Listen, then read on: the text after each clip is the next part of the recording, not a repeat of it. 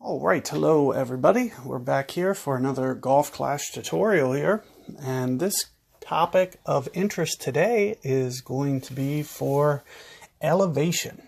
And what is elevation? It's, a difference between you and where you're standing at the tee box and where the hole is. And that change in height between the two surfaces will change the way that your ball behaves. So, for instance, if you are shooting downhill to a lower target, the ball is going to be in the air longer. It's going to carry farther. It's going to spend more time in the air, which means the wind is going to affect it more. And the reverse is going to take place if you're uphill. So there's going to be less wind resistance because the hill kind of takes some of that away, and the ball is going to spend a shorter period of time in the air, and also, stay closer towards the ground, and the wind won't be able to get up and affect the ball quite as much. So those are the two most important things to just kind of realize. Next is going to be basically just how do you use it.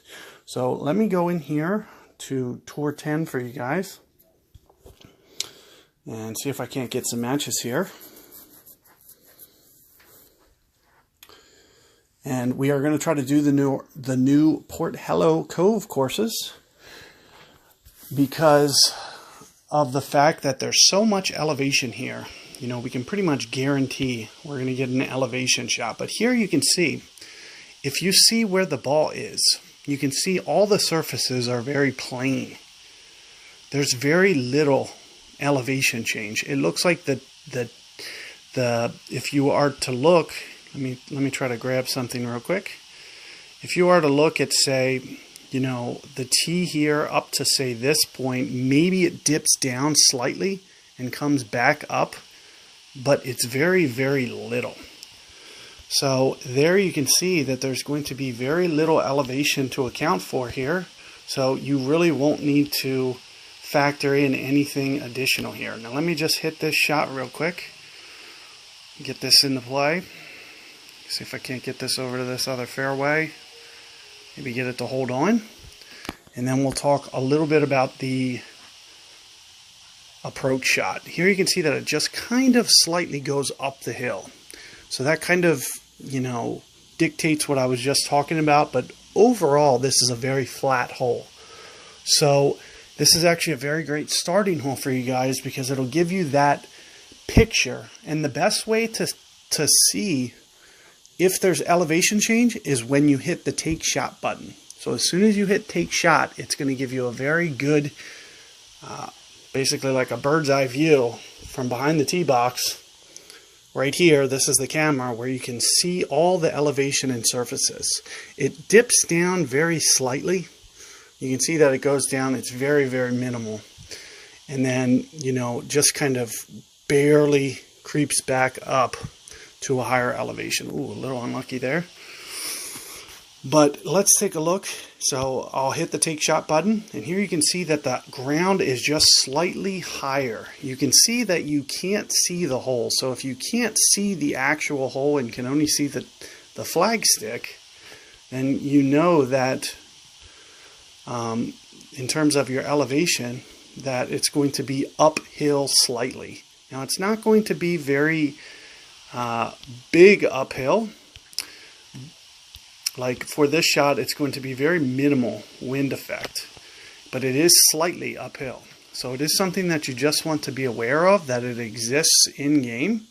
And here you can see me shooting it in towards the hole and just coming up to the left. I just overcorrected a little bit. Now, what does that say about how the ball is going to play out? Is the ball is going to be in the air a shorter period of time, just, fractions of seconds. But additionally to that, it's not going to be as high. The shot arc will be lower. It's lower to the ground. It doesn't have enough wind effect, so you'll go less adjustment. So what I always do to kind of keep it universal for you guys. It doesn't matter if I'm using Sniper, it doesn't matter if I'm using Guardian, whatever. If I just say I'm going to maybe play 10% less wind than whatever I was going to adjust for that club, and in that situation, I would say that's a 10% uphill elevation shot, whereas the tee shot was kind of a decrease in 10%. It kind of dipped down. So you might need to play just 10% extra at the absolute most. You can see there's very, very little influence on this hole. So this is actually a very great starting hole because it really shows you this is really the only hole that's really, really flat on this course. So showing you what a flat hole looks like from the take shot button is going to give you a very good idea of what to expect. And as I mentioned, your drive, you would say that you might want to over adjust an extra 10%, where for the approach shot I'm just going to under adjust because it's slightly uphill. So if I was going to go a certain distance over, then I might just go just a little bit more, like a yard or two more, for instance. And if you're using the target as your aim, you might just want to pull the target, the bullseye, over just slightly more for a downhill shot, and the opposite for an uphill shot. You'll want to use less ring adjustment, or that bullseye, moving that target over. So unlucky there for that guy, but you do want to be careful with elevation changes, especially the drastic ones. The more uphill you get, the worse it's going to be, the worse off you'll be if you don't account for that in your shot. So let's try to grab one, and if I can't find an elevation hole, then I'll just go ahead and forfeit out right away, so we can kind of get right into it. Oh, this is actually this is a perfect hole. This is perfect because this is really going to show it. Maybe if I can you can see that, if you look at this, you can see that the elevation is very high. You can almost see the rocks. You can barely see over it towards the left. When I go over here to the right, it's almost flat. So you would say, it might be uphill, but it might only be 10% that way. It's going to be very little. Whereas over here, you would say you almost have like 40% elevation change. So let me get this ball out and play here. I'm going to aim right in here, and for a tee shot, it's really not going to be a big deal because we're going to pretty much need to go relatively max no matter what for a tee shot to just try to get it out as far as we can. But it's going to more, be influenced by the second shot. And let's see if this rolls down into the fairway. It doesn't look like it will. Not a big deal. I'm not worried about, winning or losing here. It's just kind of about giving you guys this tutorial. And there you can see that I get it out there. And in that uphill situation, the ball was less affected by the wind. So even though it's a straight into the wind, it's not going to play as much. And I would say, probably maybe 30% less wind effect in that situation. 30 to 40% less wind influence on your shot. So if you were going to adjust a certain amount, then you would reduce that amount by 30 to 40%. If you're going to pull over and say, put it in the fairway, or, and go, a whole target over, for instance, then, you would only want to go 60% of a target, for example. And let's take a look at this one. So now you can see that it's almost going to dip back down to that normal elevation. So you're looking at probably about 30% reduction, which means that the ball's going to be in there longer, and you might have about 30% extra that you need to adjust for here.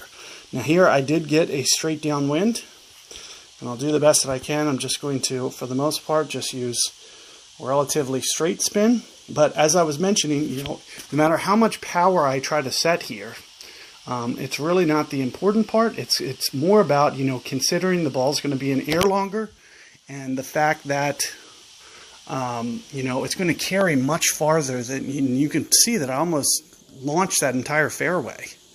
So you can see here that I got it up to the hole with that wind. That would have never been possible if it wasn't way downhill the way that it was. Moving to a lower target like that lets that ball carry. You could see that my bullseye was only kind of right about where that guy had it in the middle of the fairway there, just temporarily. And even with the full overpower, you know, the ball got to carry that extra, you know, call it 20 yards, for instance. I like to talk in terms of percentages for you guys because it's going to give you that nice visual. And if you can just kind of reference that and say, oh, that looks like about 30%, or that looks like around 20%, or 10, you know, I try to work in increments of 10 for your guys' benefits. And, you know, if you were going to, you know, I'll use like the target as, you know, a reference for you guys. If you guys were going to go a full target for your aim, for instance, then when you actually go to do an elevation shot, you know, in that case, you would expect the ball to go a target plus 40%. So an extra almost half of a target, 40% of a target downwind in that situation, which means it's going to carry much farther because it's always going to carry in the way of the wind direction. Let's say, for instance, I had a headwind there and it was straight in my face. Well, then the wind is going to affect it more and it's going to land shorter than the target by about that same scale. So if we say that my ball went, say, a target down, like or an entire target plus 40%, that opposite is going to happen into a headwind. Is you'll only have that much restriction from it carrying. And here, this is going to be a perfect indicator. So you can see one of these fairways is almost up level. You can say that that one fairway, see if I can point to this real quick for you guys. This fairway over here is probably about minus 20%. This one down here is probably going to be about minus 40, 50%.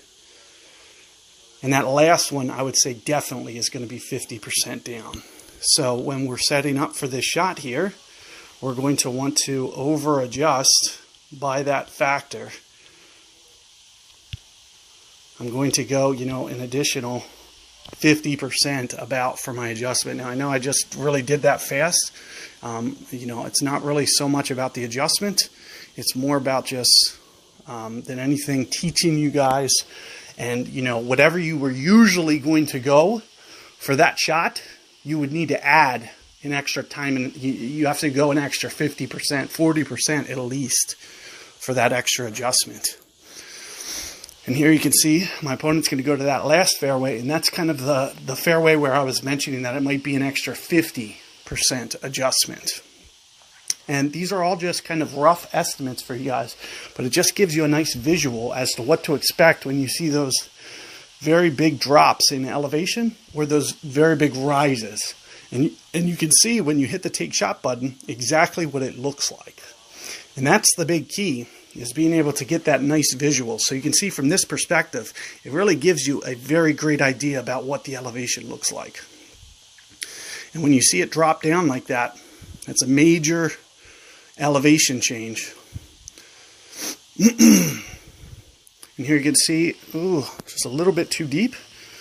But I'll try to get another hole for you guys, but you kind of starting to get the sense of these changes in elevations with just those 3 holes, because they were all 3 kind of unique in their own regard, that they have certain things about them, you know, attributes as the, you know, the level, all the elevations were kind of different. It looks like we got a little frozen here.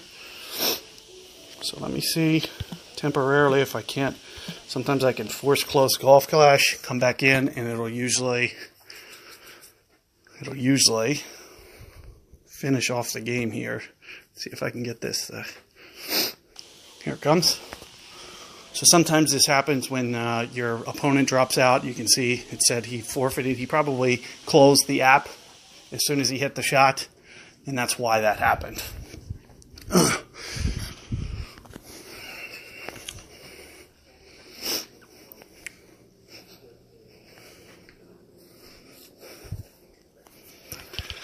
So let's do one more for you guys. Tour 10. See if we can't get another unique hole. If we get one of the duplicates, I'll just forfeit out. So that way we can at least talk about one more hole for you guys. Have a nice 3-hole tutorial plus the shootout. Here's hole 7.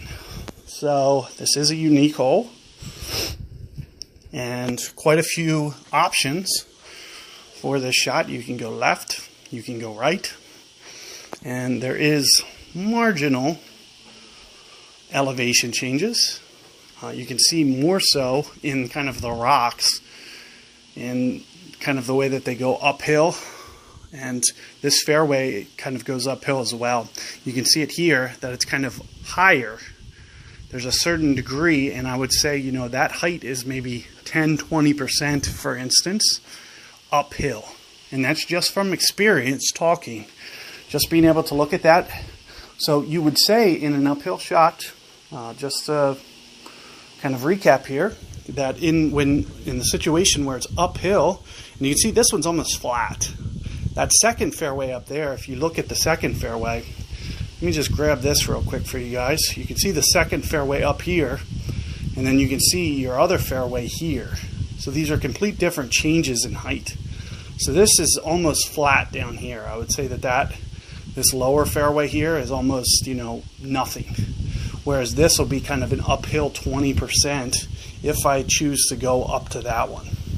So let me go over here, and you can see similarly that it's almost a little uphill. I'll just go ahead and hit this real quick. Just kind of wing it, but you can see that it's kind of almost 10% uphill over in this fairway. Very, very little. Here you can see that I actually hit it through the fairway. I was just kind of trying to wing it, didn't have any backspin on that or anything. Not important, no big deal. Just trying to get it out here. And here you can see what we're faced with here. Now, coming in from this perspective, it usually is a little bit uphill. So keep in mind that if you guys remember from the beginning of that video, when I was showing the first fairway was kind of level. It was almost like no elevation change. But then that second fairway over the water, well, that's where the hole is. It was kind of up 20%. And here you can see the pin higher than where you're standing. So this is going to be kind of like a 20% uphill shot to this part. So if you were going to adjust, say, you know, half of a target, you're going to need to go less rings because it'll have less effect. So here we will set up right around here.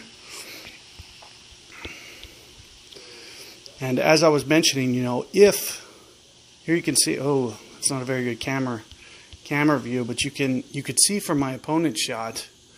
And let me just get down here for you that you know, you can't see the bottom of the flag, so you know it's uphill. So in terms of our adjustment, you know, if I was going to go, you know, say a full target, maybe I'll only go, you know, 70-80% of one for my actual adjustment when I actually go for my shot. So let's see how this comes in. Looks like pretty good speed. It's just, it might have just been a little off with the way that I pulled. But I was doing it very fast for you guys just to kind of get through this hole and go to shootout with this guy so I can show you one more elevation change. Hopefully it'll be, you know, unique to the to a hole that we've seen so far. Overall, you know, I'm happy to have, what is this, 5 different holes or 4 or 5 different holes here. So seeing that is very good for this tutorial, just to have that nice, you know, unique holes for you guys to look at and kind of start to study these elevation numbers. And as I mentioned, you know, I would think of them, if I was you, in terms of percentages. What that's going to allow you to do is it's really going to help you when you go to play your shots and come up with, you know, ideas as to how you're going to go ahead and play the shots.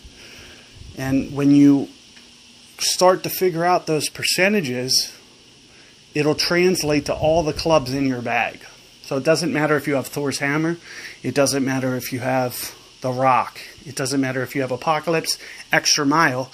you just use whatever your frame of reference is. You know, if you go off of accuracy and, you know, go off the bullseye and say, oh, I usually go, you know, 3 or 4 rings, for instance.